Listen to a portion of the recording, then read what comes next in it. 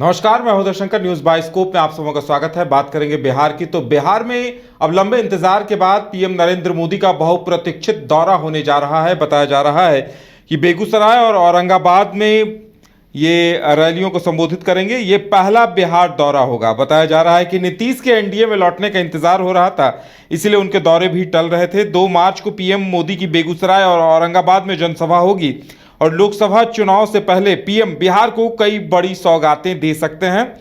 जनसभा के दौरान उनके साथ मुख्यमंत्री नीतीश कुमार भी मौजूद रहेंगे और उसके 3 दिन पहले राजनाथ सिंह पहुंच रहे हैं और 5 तारीख को फिर अमित शाह पहुंच रहे हैं। यानी बीजेपी के लिए बिहार कितना अहम है, इस बात का अंदाजा इसी से लगाया जा सकता है। और ज्यादा जानकारी के लिए इस वक्त हमारे साथ अभी बिहार संपादक एसके राजीव जुड़े हुए हैं।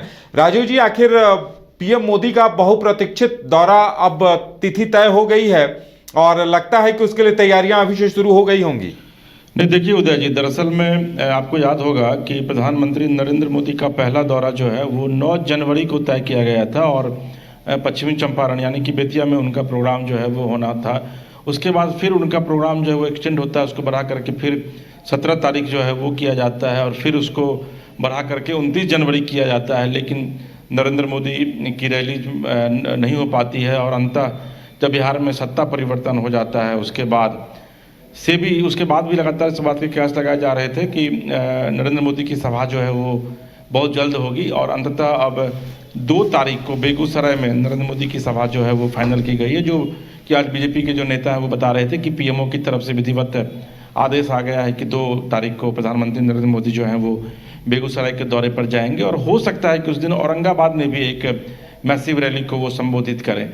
तो कहीं ना कहीं से अब बीजेपी जो है वो चुनावी मोड में आती हुई दिख रही है और यही वजह है कि 2 तारीख को देश के प्रधानमंत्री नरेंद्र मोदी बिहार के बेगूसराय में एक बड़ी रैली को संबोधित करेंगे जो कि पूरी तरीके से चुनावी रैली होगी। उस रैली में नीतीश कुमार भी पार्टिसिपेट करेंगे। इसके अलावा 28 तारीख को राजनाथ सिंह जो कि देश के रक्षा मंत्री हैं, भाजपा के पूर्व राष्ट्रीय अध्यक्ष हैं, वो सीतामढ़ी आ रहे हैं, वहाँ पर वो एक रैली को संबोधित करेंगे। और फिर 5 तारीख को यानी कि 5 मार्च को देश के गृह मंत्री अमित शाह जो हैं वो पटना के दौरे पर आ रहे हैं। तो 28 तारीख से बीजेपी का इलेक्शन कैंपेन जो है वो बिहार में शुरू हो रहा है और 3 बड़े नेता जो हैं वो 3 बड़े कार्यक्रम में 28 तारीख के बाद से लेकर के और 5 मार्च तक पार्टिसिपेट करेंगे।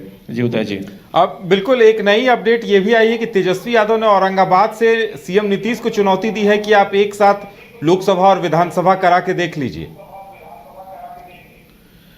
नहीं, देखिए निश्चित तौर पर उदय जी, तेजस्वी यादव दरअसल में जब से विधानसभा सत्र की शुरुआत हुई है तो 12 तारीख को पहले दिन जिस दिन फ्लोर टेस्ट हुआ था उस दिन तेजस्वी यादव सदन के भीतर थे। उसके बाद वो जन विश्वास यात्रा पर निकल गए हैं और वो सदन में फिलहाल है नहीं और जिले जिले घूम करके वो जनता के बीच जा करके वो संवाद कर रहे हैं, जनता से बातचीत कर रहे हैं और जनता को यह बताने की कोशिश कर रहे हैं कि वाकई में किस तरीके से नीतीश कुमार ने उनके साथ एक बार फिर से धोखा किया है। और आज जो सबसे महत्वपूर्ण बात रही उनकी रैली में वो यह रही कि उन्होंने यह लोगों से कहा कि भाई सवर्ण से लेकर के और अति पिछड़े और पिछड़े तमाम लोग उनके साथ हैं, लेकिन अगर कोई नहीं है तो वो नीतीश कुमार हैं। लेकिन नीतीश कुमार किनके साथ है, आखिर इसकी जिम्मेदारी कौन लेगा और कौन ऐसा व्यक्ति है जो यह बता सके। इसी तौर पर उनका टारगेट जो है वो नीतीश कुमार की तरफ था कि नीतीश कुमार एक ऐसे नेता है जिनकी छवि अब बिहार में 1 साल इधर और 1 साल उधर वाली रह गई है। लिहाजा जो लगातार ये कहते हैं देश के प्रधानमंत्री नरेंद्र मोदी की ये मोदी की गारंटी है, तो क्या मोदी इस बात की गारंटी लेंगे या फिर बीजेपी का कोई नेता यह गारंटी लेगा कि वो नीतीश कुमार कब तक उनके साथ रहेंगे। एक तो ये उन्होंने कटाक्ष किया, दूसरी बात उन्होंने यह कही, नरेंद्र मोदी से उन्होंने विधिवत मांग की इस बात की और नीतीश कुमार से भी उन्होंने अपील की कि अगर हो सके तो बिहार विधानसभा और लोकसभा एक साथ ही दोनों करवाइए। चूँकि ये कहा जा रहा था कि नीतीश कुमार जो है वो तेजस्वी से इसलिए अलग हुए हैं क्योंकि विधानसभा और लोकसभा का चुनाव जो है वो बिहार में एक साथ करवाना चाहते हैं। हालांकि बाद में इस चीज़ को क्लियर कर दिया गया कि नहीं, लोकसभा विधानसभा का चुनाव एक साथ बिहार सरकार नहीं करवाना चाह रही है। बिहार में विधानसभा चुनाव जो है वो अपने तय समय पर होंगे 2025 के नवंबर में। लेकिन आज तेजस्वी यादव ने एक नया सुर जो है जी आप कह सकते हैं कि नया सुरतान जो है वो छेड़ दिया है और उसमें उन्होंने इसी तौर पर यह बातें कही है कि कहीं ना कहीं से बिहार में लोकसभा के साथ नीतीश कुमार यह भी चाह रहे हैं कि विधानसभा चुनाव हो, क्योंकि कहीं ना कहीं से लोकसभा चुनाव का लाभ वो लेना चाह रहे हैं। और इस बार लोकसभा में भी जनता जो है वो नरेंद्र मोदी को धूल चटाएगी और किसी भी कीमत पर जनता जो है इस बार नरेंद्र मोदी को टॉयलेट करने की स्थिति में नहीं है। तो कहीं ना कहीं से तेजस्वी यादव पूरे एग्रेसिव मोड में है और हर जगह जा करके लोगों को वो अलर्ट भी कर रहे हैं। और आज इसी के दौरान औरंगाबाद में उन्होंने एक बड़ी रैली को संबोधित करते हुए ये बातें कही। बिल्कुल। और राजीव जी, ये भी हो सकता है कि चूंकि आचार संहिता नहीं लगी रहेगी तो कई तोहफे भी बिहार को दे सकते हैं।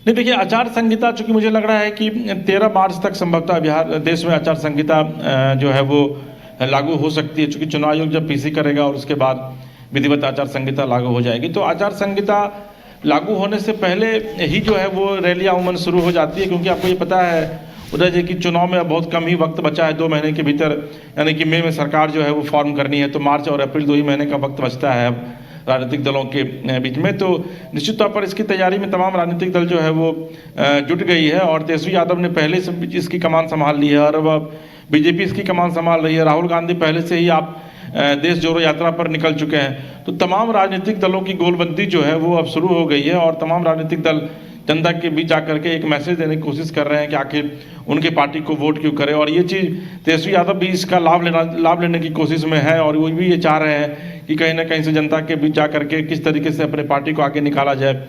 और यही वजह है कि जगह जगह वो न सिर्फ सभा को संबोधित कर रहे हैं बल्कि कल वो मधुबनी और समस्तीपुर में भी जाएंगे और वहाँ भी सभा को संबोधित करेंगे। चलिए राजीव जी, हमारे साथ जुड़ने के लिए और तमाम जानकारी देने के लिए आपका बहुत बहुत धन्यवाद। तो पीएम मोदी के आने की तैयारियां अभी से शुरू हो गई हैं और साथ ही राजनाथ सिंह और अमित शाह भी आने वाले हैं।